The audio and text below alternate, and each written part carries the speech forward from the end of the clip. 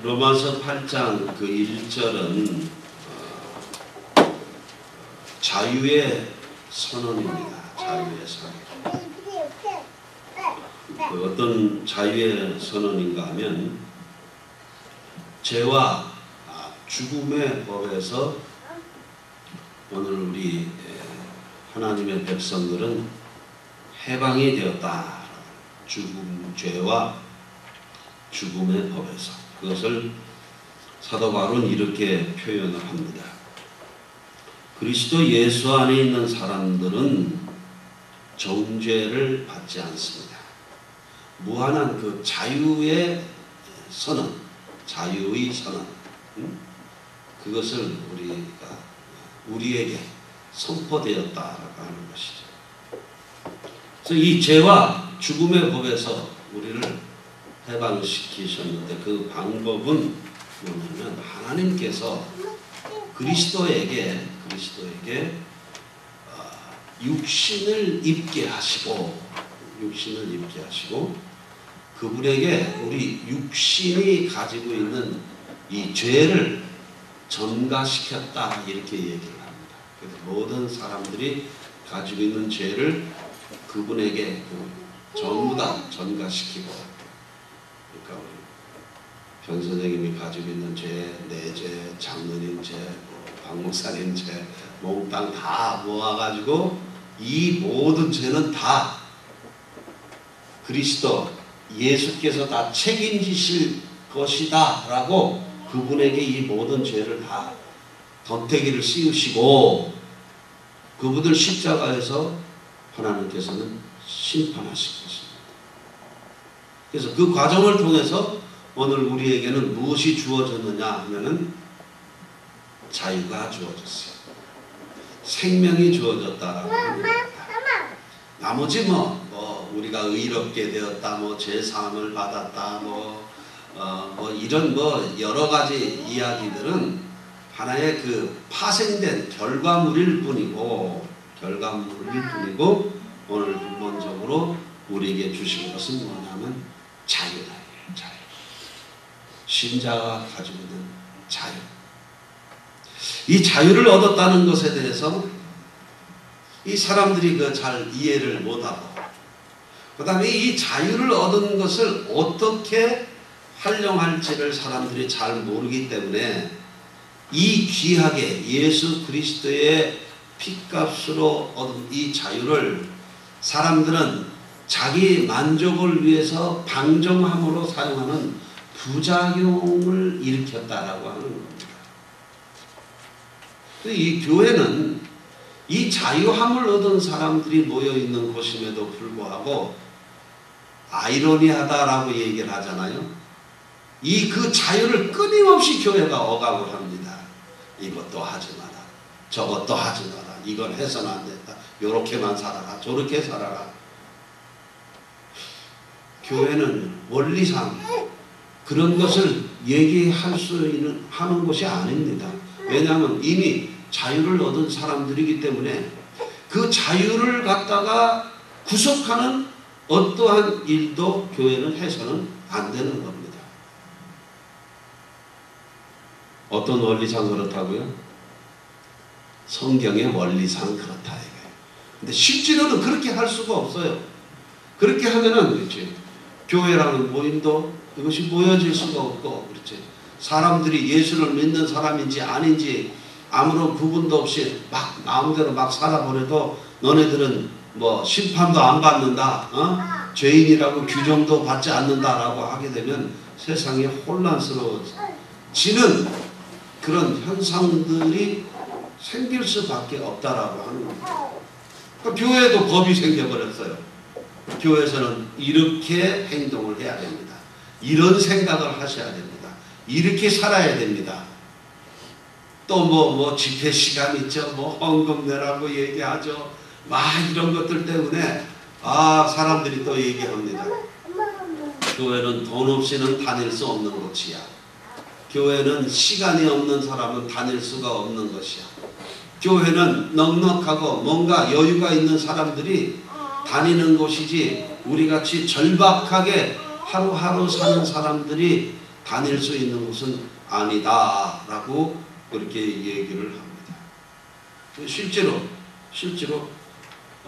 교회 밖에 있는 사람들에게 교회를 좀 다니시죠. 그러면은 나오는 대답이 그거예요.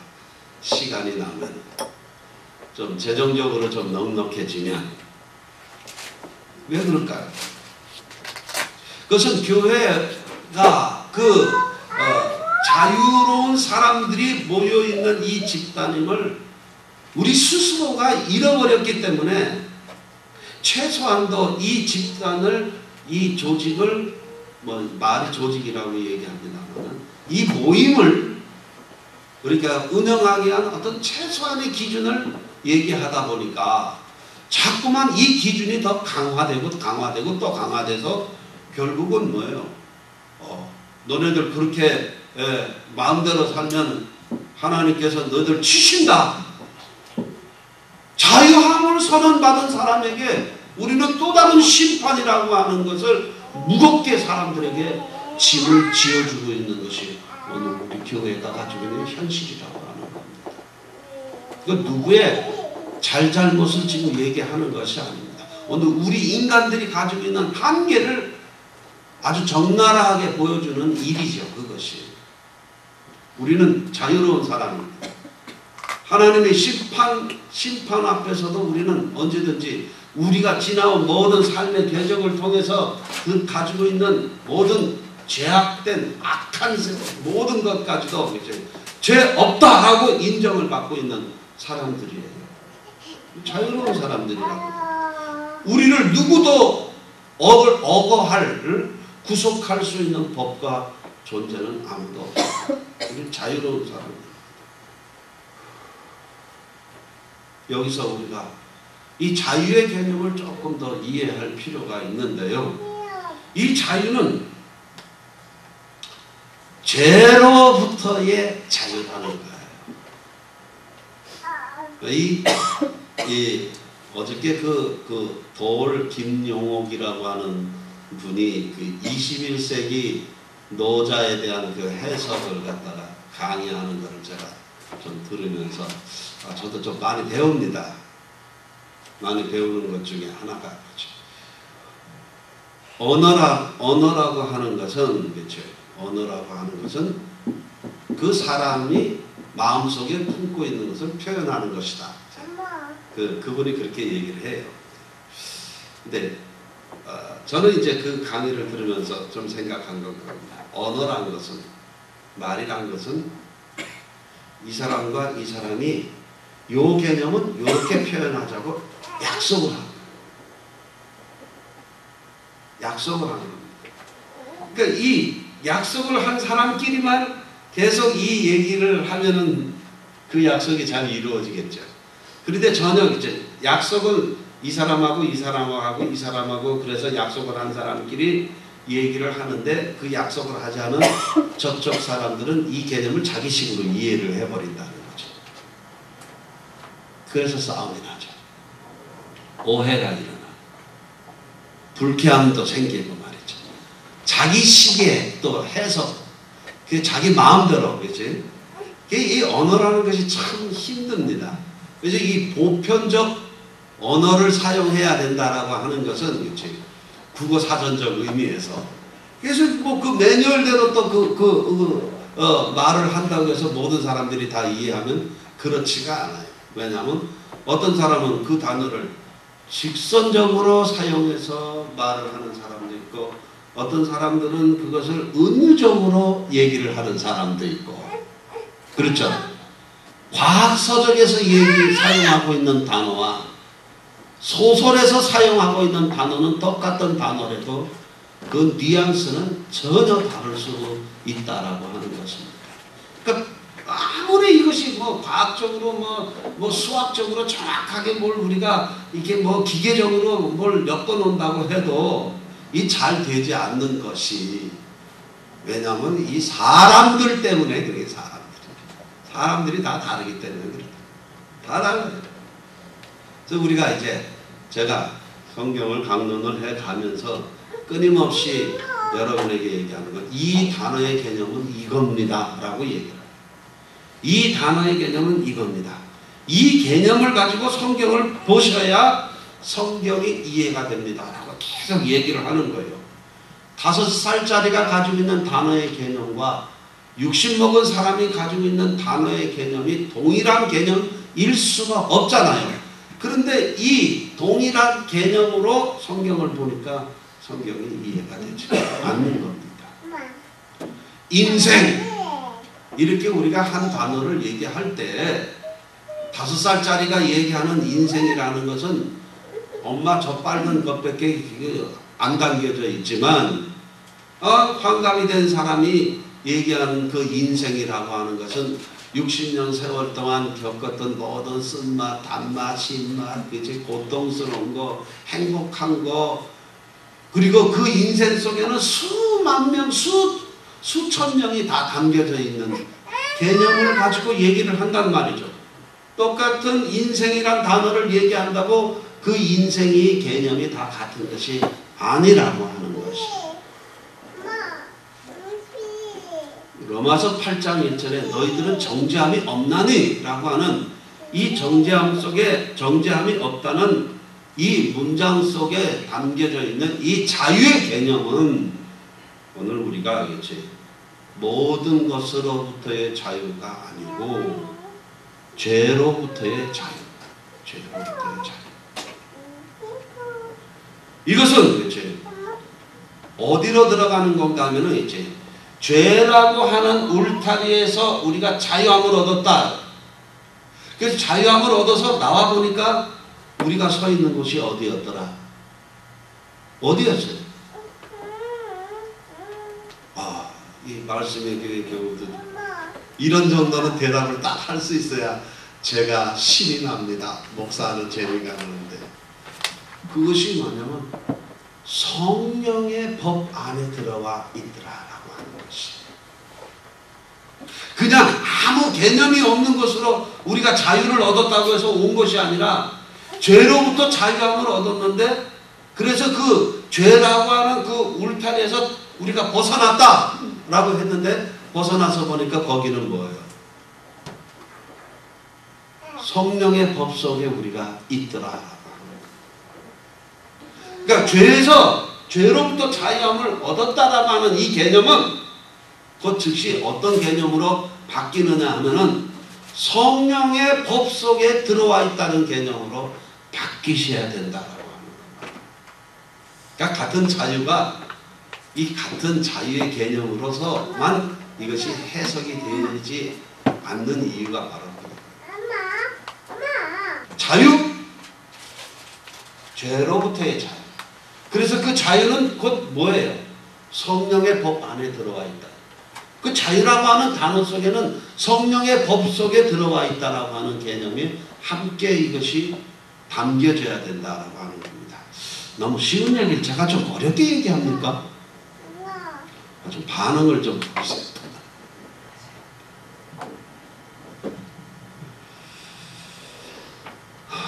이 성경을 해석해 나가면서 뭐 공식적으로 제가 만 30년 동안 이 일을 제가 해오고 있지 않습니까? 너무너무 저는 성경이 쉬웠어요. 태어날 때부터 그 찬송가를 들으면서 설교를 들으면서 사는 사람 아닙니까? 그리고 글을 깨우치면서부터 성경을 손에서 띄지 않고 봤고요. 군대 갈 때도 성경을 가져갔습니다. 여기. 그래서 한쪽에다가 그 무거운 데도 여기다가 기도원에서 발행한 그 성경책에다가 꼭 넣고 다녔어요. 혹시 총 맞으면은 총알이 거기 뚫고 가지 말라고. 그 부적처럼. 진짜로 제가 그 군대 생활 하면서도 한 번도 이 몸에서 성경책을 띄워놓은 적이 없어요. 심장 쪽에다가 성경을 넣어놓고. 이게 두껍잖아요, 이게. 이게 총알이 절대로 못 뚫습니다, 이 성경은. 그래서 그 죽지 않으려고 성경을. 담고만 다니지 보지는 못했어요. 전신이 없어가지고. 어쨌든 이 성경을 보면서 저는 성경이 너무 쉬웠거든요. 가장 익숙하고 모르는 게 없었습니다. 성경 퀴즈대회 나가면 늘 1등하고 그 상장 받은 걸 다 증거물로 보관을 하고 있어야 되는데 그 얘기해봐야 그거 다 소용이 없어요. 증거가 없으니까. 그런데 성경을 한 50년쯤 보고 나서 그때부터 갑자기 성경이 어려워지기 시작합니다. 내가 가지고 있었던 모든 신앙의 체계가 이게 갑자기 이게 아닐 수도 있다라는 생각이 들기도 하고, 여러분 얼마나 혼란스러웠겠는지 여러분 혹시 이해가 되십니까? 그런 생각들이, 이것이 진리의 전부다 그렇게 생각하고 있었던 것이 어느 날 아닐 수도 있다. 이때 오는 그 당혹함은 그 경험해 본 사람 아니면 잘 모르죠. 어떻게 그 설명할 방법도 잘 없어요. 어쨌든 왜 제가 이 말씀을 강론을 해 나가는데 어렵게 이것을 설명을 해 나가는고 하면요, 여러분 믿거나 말거나 하지만 말이죠, 모든 사람들이 제가 설교를 하면은 그 설교를 듣고 나서 이렇게 믿음의 도리가 쉬운 줄을 몰랐습니다 라고 100명이면 100명이 다 그렇게 얘기하던 사람입니다. 막 안 믿는 표정인데, 제가 설교를 하고 나면은 사람들 다 은혜 받았습니다. 목회 30년을 하면서 교인이 100명도 안 된다는 것은 저에게는 인간적으로 생각하면 이건 수치예요. 자존심 상하는 일이고, 그 복잡한 서울의 교통 지옥인데도 거기를 뚫고 제 설교를 듣기 위해서 사람들이 얼마나 많이 왔는지 몰라요. 이건 신학교 다니고 5년 이전에 있었던 일입니다. 펄펄 뛰었습니다. 펄펄 뛰었어요. 우리 교인들이 저한테 한 얘기는 한제. 정말 한제다. 이 한제라는 것은 뭐냐면 큰 한자입니다. 큰 한자. 큰 제목입니다. 앞으로 한국 교회를 움직여갈 큰 제목입니다. 그렇게 제가 이 말을 듣던 사람이었다니까 좀 믿어주라니까. 그런데요, 그렇게 자신 있던 것, 그렇게 쉬웠던 것들이 이게 지금 만 30년이 된 동안에 정말 어려운 거예요. 그렇게 쉽게 이해했던 성경이 그게 아니더라니까. 도대체 이게 뭐냐 이거지. 그 다음부터 고민하는 거예요. 이걸 어떻게 설명을 해야 되나. 나도 이해를 잘 못하는 걸 어떻게 사람들에게 설명을 해야 되느냐. 이게 저한테는 큰 고민이에요. 지금 이렇게 아주 쉬운 것을 복잡하게 설명을 하는 이유는 이 과정들을 우리가 꼭 한번 거쳐야 된다는 거예요. 이 논리적인 과정을. 할 얘기가 많이 있습니다만 여기서 또 다른 개념이 있습니다.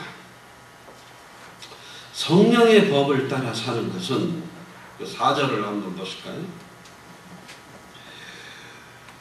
율법이 요구하는 바를 이루시게 하는 것이다 라고 얘기를 합니다. 이 말이 얼마나 웃기는 말인지 아십니까? 우리가 죄로부터 이스케이프해서 자유함을 얻었다고 그러잖아요.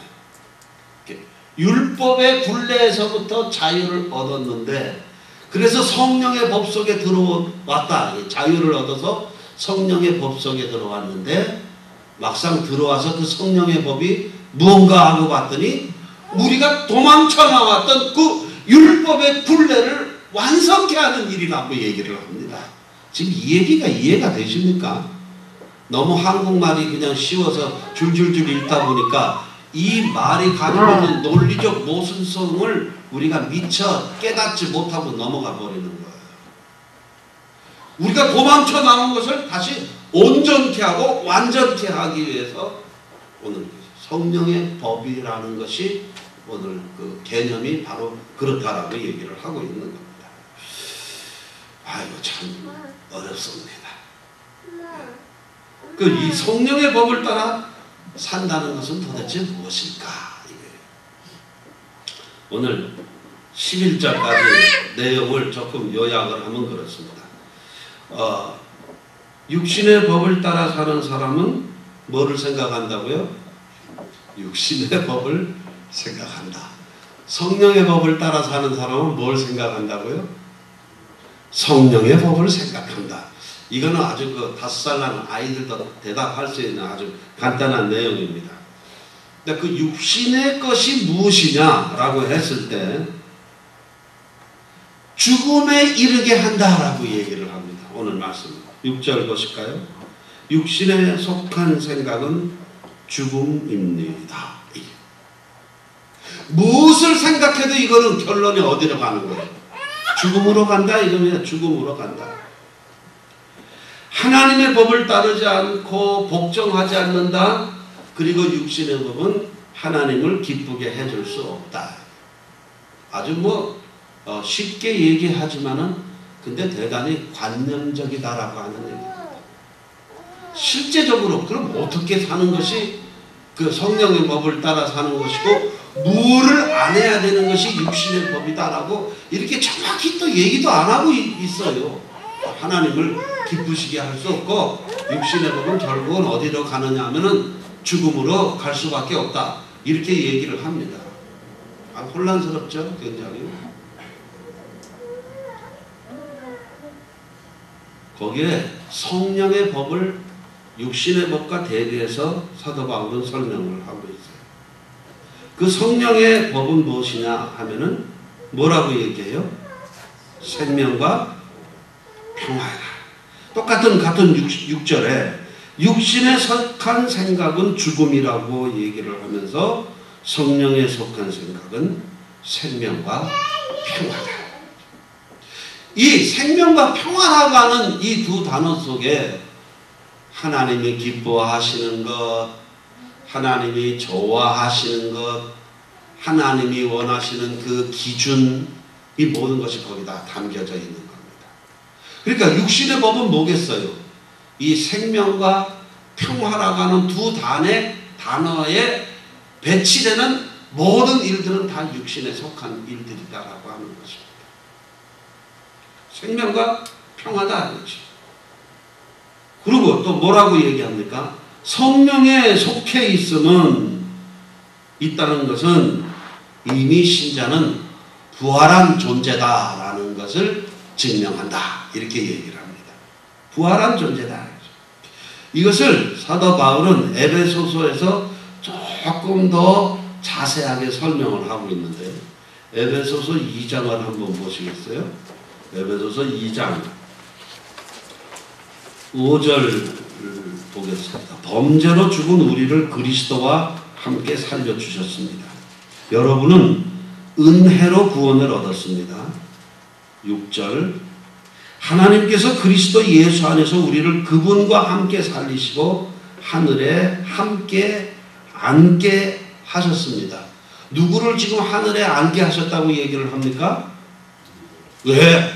우리 좀 더 이것을 신학적인 단어를 사용하면은 이 우리는 뭐라고 표현을 할 수 있겠어요? 교회입니다.